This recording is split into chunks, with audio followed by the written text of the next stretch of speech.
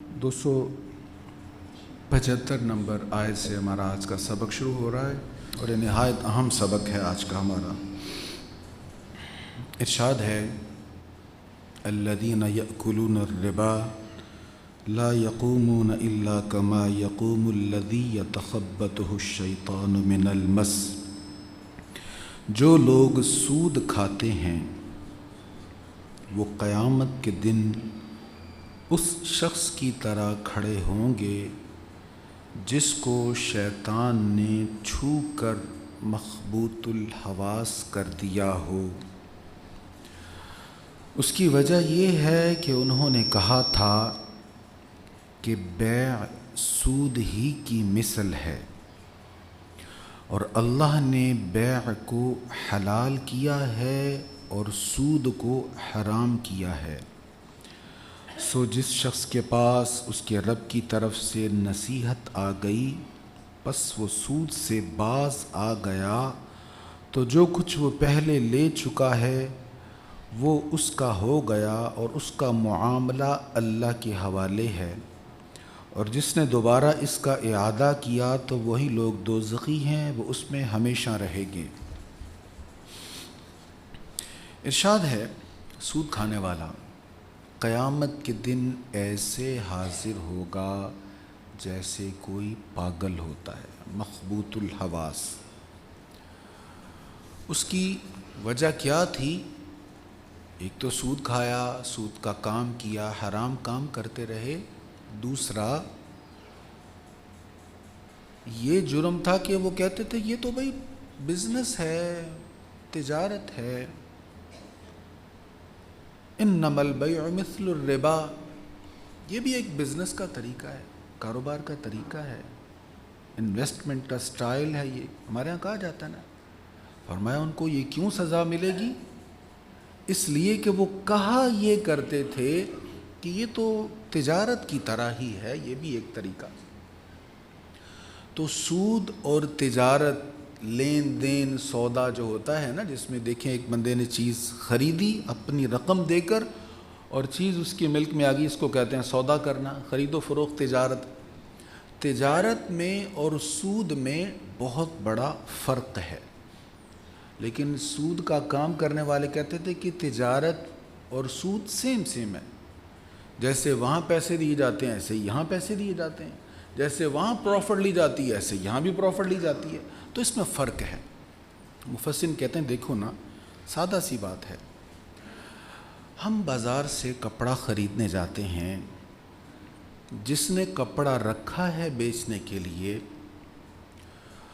उसको कपड़े पर तवक्को है, उम्मीद है कि मुझे प्रॉफिट मिलेगा, मैं जिस कीमत पर लूँगा उससे कुछ बढ़ा कर बेच दूँगा तो मुझे प्रॉफिट मिल जाएगी। इस प्रॉफिट की लालच में वो काम कर रहा है, जायज़ है।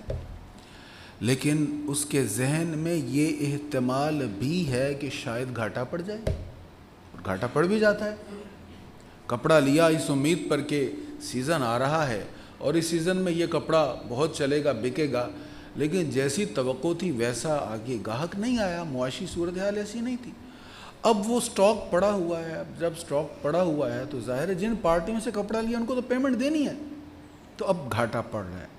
तो जो काम जिसको हम तिजारत कहते हैं, ख़रीदो फ़रोख्त कहते हैं, उसमें इस्तेमाल होता है घाटे का। कपड़े का अगर सही कीमत ना मिली या जो सोचा था वैसे ना हुआ तो घाटा पड़ जाएगा। लेकिन सूद में ऐसा इस्तेमाल नहीं है। जिसने 1 लाख रुपया दिया तो उसने कह दिया था भाई ये 1 लाख आपके पास है, इस पर आपने इतने प्रॉफिट देनी है, तो 1 लाख पर घाटे का इस्तेमाल है नहीं है ना।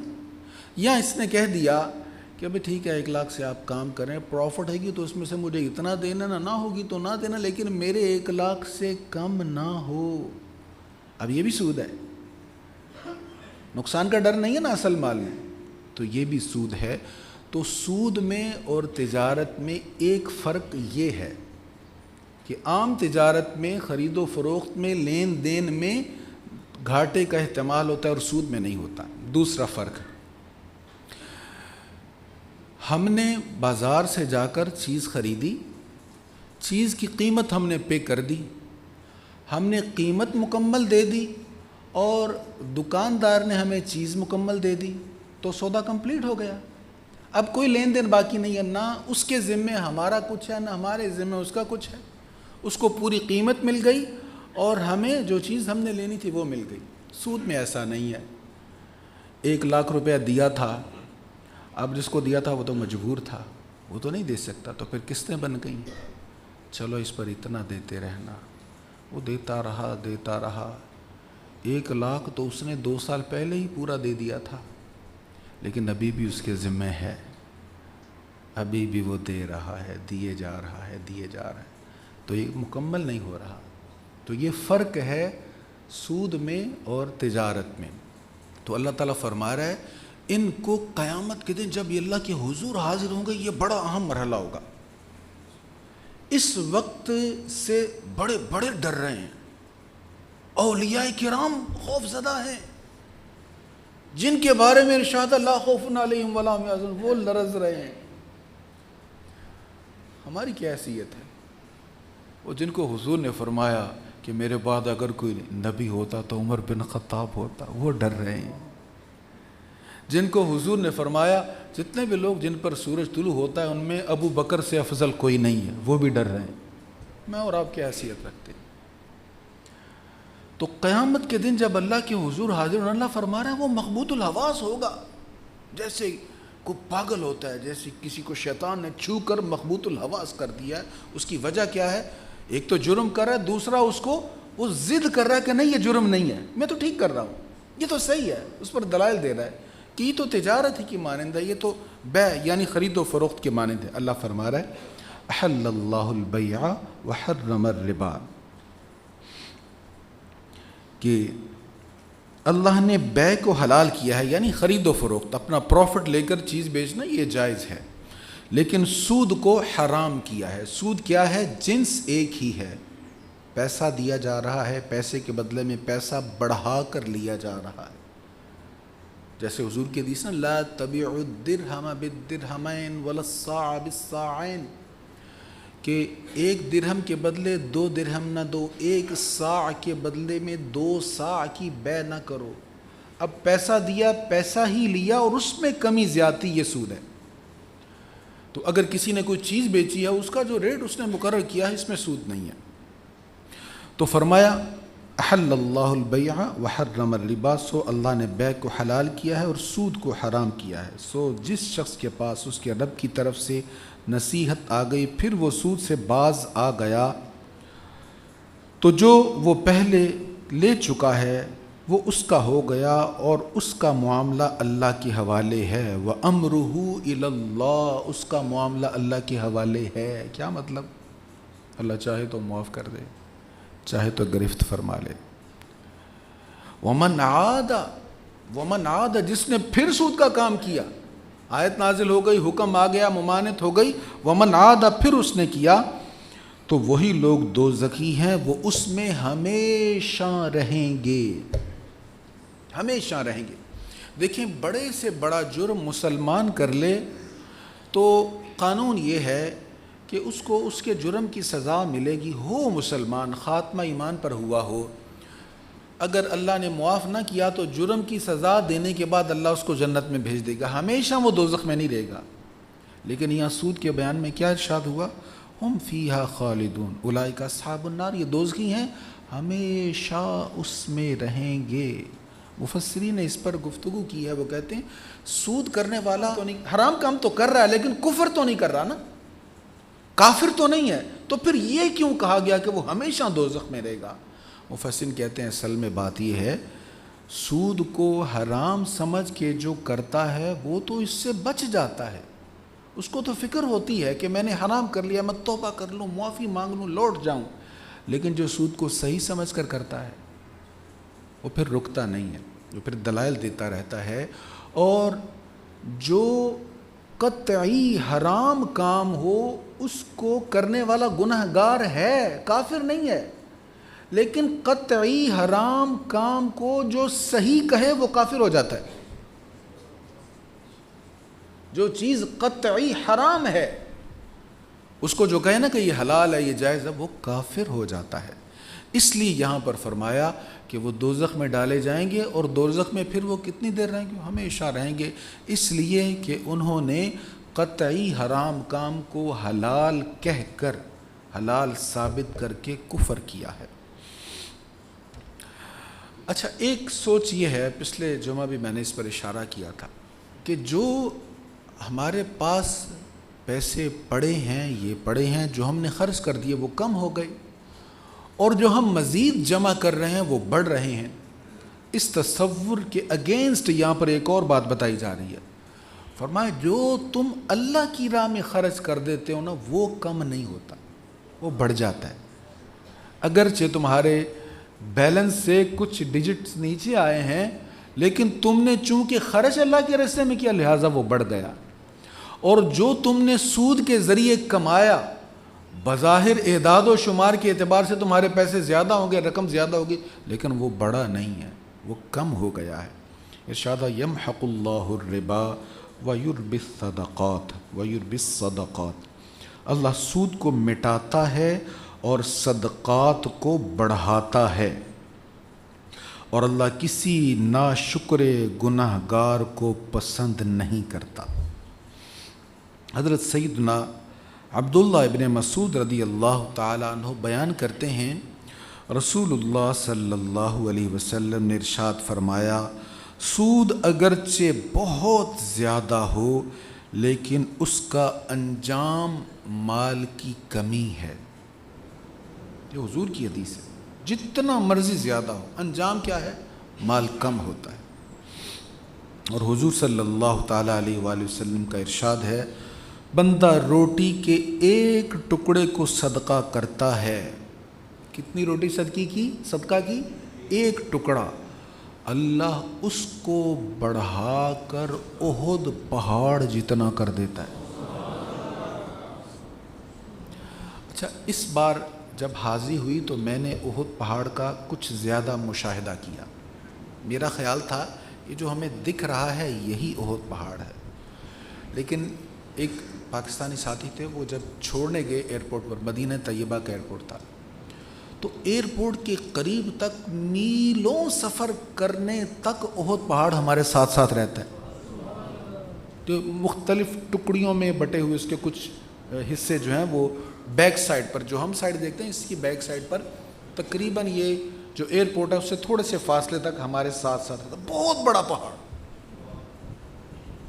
بعض نے کہا کہ کئی میلوں کا احاطہ کیے ہوئے، 3 کلومیٹر کا بعض نے لکھا ہے، شاید اس میں کوئی کمی بیشی ہو، کسی نے 7 کلومیٹر کا بھی کہا، کنفرم نہیں ہے مجھے، میری اپنی کوئی ریسرچ نہیں اس پر، لیکن میلوں پھیلا ہوا پہاڑ اللہ کی راہ میں کتنا دیا؟ ایک ٹکڑا روٹی کا، اور اللہ نے بڑھایا کتنا؟ احد پہاڑ جتنا۔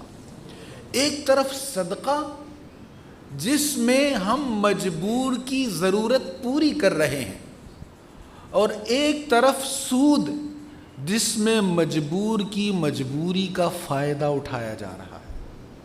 تو مجبور کی مجبوری کا فائدہ نہیں اٹھانا چاہیے، اس پر ایک پہلے بھی بیان ہو چکا ہے۔ تو فرمایا اللہ سود کو مٹاتا ہے، صدقات کو بڑھاتا ہے، اور اللہ کسی ناشکر گناہ گار کو پسند نہیں کرتا۔ بے شک جو لوگ ایمان لائے اور انہوں نے نیک اعمال کیے اور نماز قائم رکھی اور زکوٰۃ دیتے رہے، ان کے لیے ان کا اجر ان کے رب کے پاس ہے، اور نہ ان پر کوئی خوف ہے اور نہ وہ غمگین ہوں گے۔ اے ایمان والو، اللہ سے ڈرو اور باقی ماندہ سود کو چھوڑ دو اگر تم مومن ہو۔ ان کنتم مومنین، دیکھو اگر تم مومن ہو، یہ اگر ہم کب کہتے ہیں؟ یہ اگر شرط کے لیے بولا جاتا ہے۔ اگر مومن ہو تو پھر مشروط ہے یہ معاملہ، اگر تم مومن ہو، قوم متحد ہو تو بین الاقوامی دباؤ کی کوئی حیثیت نہیں رہ جاتی۔ ہم پر بہت دباؤ تھا کہ ایٹمی دھماکے نہ کیے جائیں، لیکن قوم متحد تھی تو دھماکے ہوئے کہ نہیں ہوئے؟ پوری دنیا ہمارے خلاف تھی، کسی نے پرواہ کی ہے؟ لیکن آج تک ہم سود پر متفق نہیں ہوئے۔ کبھی عوامی دباؤ گیا ہے حکومتوں پر، اداروں پر؟ ہم کبھی کسی پارٹی کے منشور میں یہ شامل ہوا ہے کہ ہم نے سودی نظام کو ختم کرنا ہے؟ کبھی انتخابی مہم چلاتے ہوئے کسی لیڈر نے اس نام پر ووٹ اکٹھا کیا ہو یا ترغیب دی ہو کہ ہم سود سے بچائیں گے قوم کو. کیوں؟ اس لیے کہ ان کے منشور میں وہی چیزیں شامل ہوتی ہیں جن کی طرف عوام کی توجہ ہوتی ہے، عوامی رجحان ہوتا ہے. ہمارا ذوق نہیں ہے اس طرف، ہمیں فکر نہیں ہے اس بات کی. اب اللہ اور اس کے رسول کے ساتھ جو اعلان جنگ ہم نے کیا اس کا ہم سبھی بھگت رہے ہیں. سب کو درپیش ہے، ہر طبقے کو درپیش ہے یہ معاملات. غریب تر ہو گیا، بہت سے لوگ بیکاری بن گئے، بڑے لوگ بیکاری بن گئے واللہ. اور دیکھیں کچھ لوگ ایسے ہوتے ہیں وہ ہمت کر کے بھیک مانگ لیتے ہیں، بہت سے لوگ ایسے بھی ہیں جو بھیک مانگ ہی نہیں سکتے. مجھے کئی بار ایسے لوگوں سے ملنا ہوا. مجھے یہاں جمعہ پڑھتے ہوئے ایک ساتھی، بڑی حسین چہرہ، بہترین لباس، سفید پوش جس کو ہم کہتے ہیں، مجھ سے بات کرتے ہوئے رو پڑے، کہنے لگے میں کسی کو مانگ نہیں سکتا کسی سے، بس آپ دعا کریں، دعا کروائیں، کسی سے بات نہیں کرنی آپ نے میرے متعلق. اور مجھے وہ پھر بعد میں پتہ چلا کہ ان کا بڑی جلدی اسی معاشی صورتحال کی وجہ سے وصال ہو گیا. بیچارے کے پاس دوائیوں کے لیے پیسے نہیں تھے. یہ سارے معاملات ہمارے معاشی خراب اس لیے ہوئے ہیں کہ سود پر ہمارے معاملات چلتے رہے. خدا را اگر اس قوم کا کچھ کرنا ہے تو آج متحد ہو جائیں. سبھی کریڈٹ لے رہے ہیں جی گرے لسٹ سے ہم نے نکالا ہے. بھئی آپ سب نے نکالا ہے، ہم آپ سب کے لیے دعا گو ہیں جس نے بھی کوشش کی ہے، لیکن خدا را اس پر بھی متفق ہو جائیں. اللہ اور اس کے رسول کے ساتھ جو اعلان جنگ ہم نے کیا ہوا ہے اس سے بھی ریورس ہو جائیں اور اس کے لیے کچھ سوچیں. سب سے پہلے تو جو عیاشیاں ہیں اس کو ختم کریں. جس غریب عوام کے نام پر ہم سود لے رہے ہیں اس غریب عوام کی حالت تو یہ ہو کہ کھانے پینے کے لیے پوری چیزیں نہ ہوں، اور ہماری اعلیٰ قیادت یا اعلیٰ آفیسرز جو ہیں وہ اتنی عیاشی کر رہے ہوں کہ گاڑی کھڑی ہے، خالی گاڑی کھڑی ہے، اے سی بھی چل رہا ہے، پیٹرول بھی چل رہا ہے اور کوئی پرواہ نہیں ہے. تھوڑا سا خیال کریں، اس قوم پر رحم کریں. اللہ فرما رہا ہے پس اگر تم ایسا نہ کرو تو اللہ اور اس کے رسول کی طرف سے اعلان جنگ سن لو، اور اگر تم توبہ کر لو تو تمہارے اصل مال تمہارا حق ہیں، اور تم نہ ظلم کرو اور نہ تم ظلم کیے جاؤ. اور اگر مقروض تنگ دست ہے تو اسے اس کی فراخ دستی تک مہلت دو، اور قرض معاف کر کے تمہارا صدقہ کرنا زیادہ بہتر ہے اگر تم جانتے ہو. جس کو پیسے دیے ہیں جو مقروض ہے، تنگ دست ہے، تو جتنی زیادہ مہلت دیں گے اتنا ثواب ملے گا.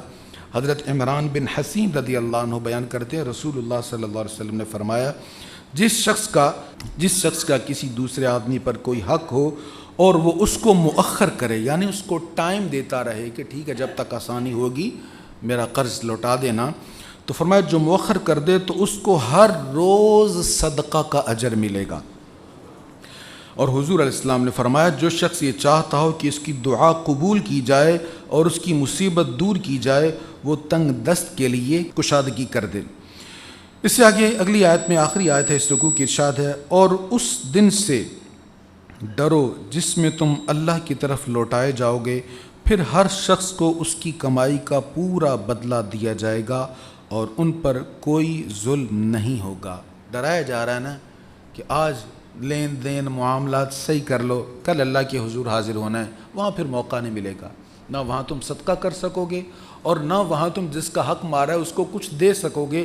اس دن دینے کے لیے صرف نیکیاں ہی ہوں گی. اللہ تعالی ہمیں دنیا اور آخرت کی بھلائی عطا فرمائے. یہاں پر یہ رکوع ختم ہو گیا ہے.